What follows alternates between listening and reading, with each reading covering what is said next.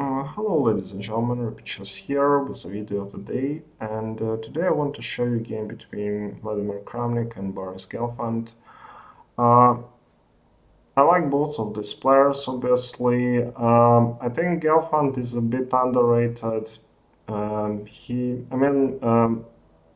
Magnus Carlsen praised him for his excellent, very clear style of play and for his ideas. You can learn a lot from Boris Gelfand's games, and Kramnik is not easy to learn actually because his chess is like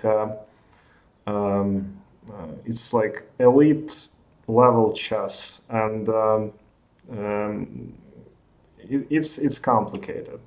So let's see this game. Boris plays white and he plays all his life closed openings. Starts with d4, d5, c4, c6. So back in the day, Kramnik played this Slav defense. Now he's not. He played all this e6 and knight to f6 Tarash systems and Queen's Gambits. He played a lot of openings, but at every particular time he was playing one and the same all the time. That was his kind of idea. Knight to c3, knight f6, knight f3, and e6. So this is transition to Miran system,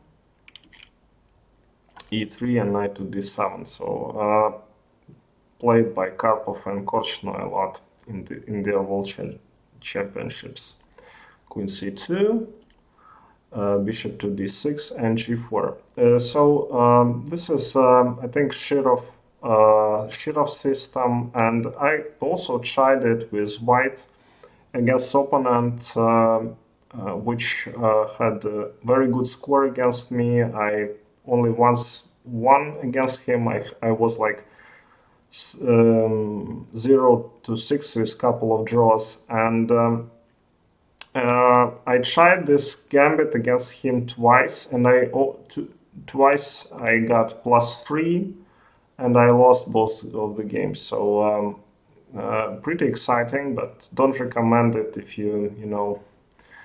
not sure if you, let's say, want to gamble a little bit.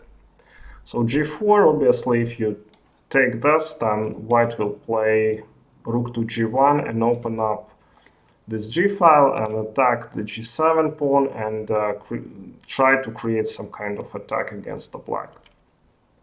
And Kramnik played bishop b4.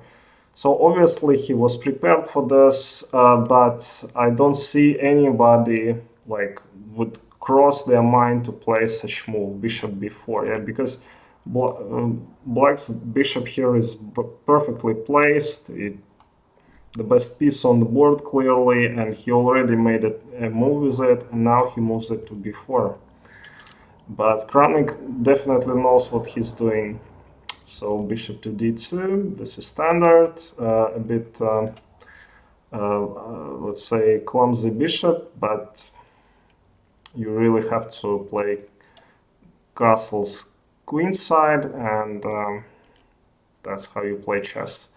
Queen e7, a3, so he has to take, as he invested in this. And Kramnik plays b6. Again, white says that they want to crush black with this huge attack, yeah, to sacrifice everything and give mate. So what's Kramnik doing? He's making like prophylaxis. Yeah, he traded one piece, very good bishop for this knight, which is a bit questionable for, let's say, if you're a bad player. And now his idea is to trade this light square bishops, and then white has nothing. Engine suggests that he should have taken here, but I don't know. The position is equal, yeah. With this bishop, white doesn't have anything, yeah, and black will just play bishop to b7 and defend the center, and white has no attack as well. So Boris played bishop to d3, and Vladimir played bishop to a6.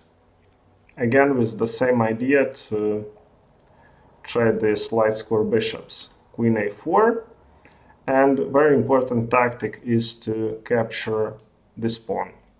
If you, most of you would take here, and after this trade, white gets decent position by capturing on c6, and then this pawn is weak, and you can't really defend it, and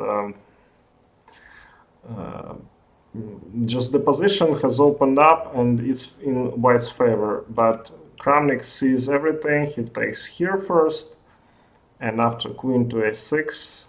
So notice that he didn't give up this pawn, and he traded bishops, and black is actually much better.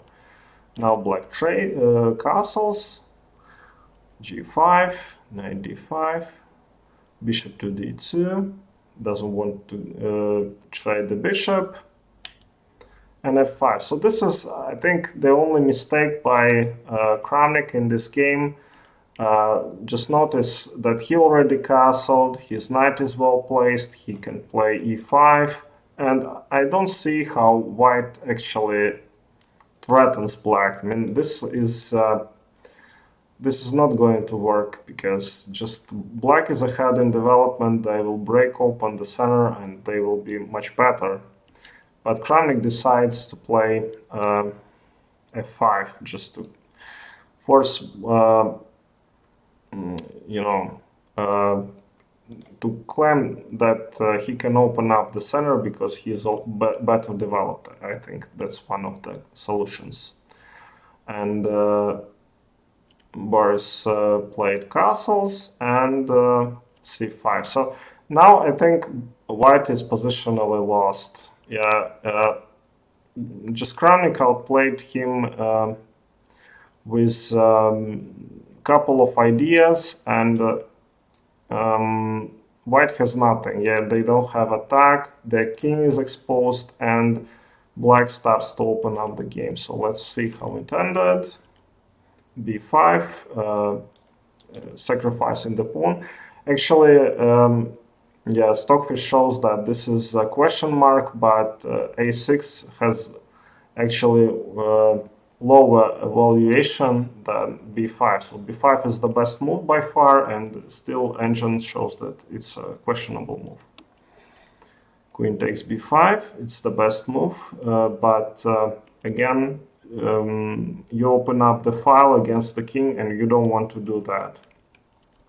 He had no choice. Rook b3, and he doubled the rooks.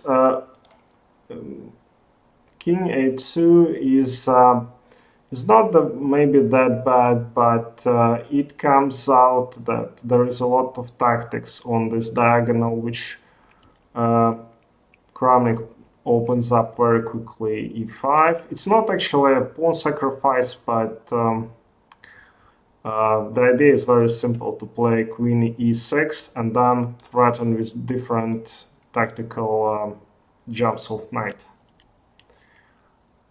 Rook c1, queen e6.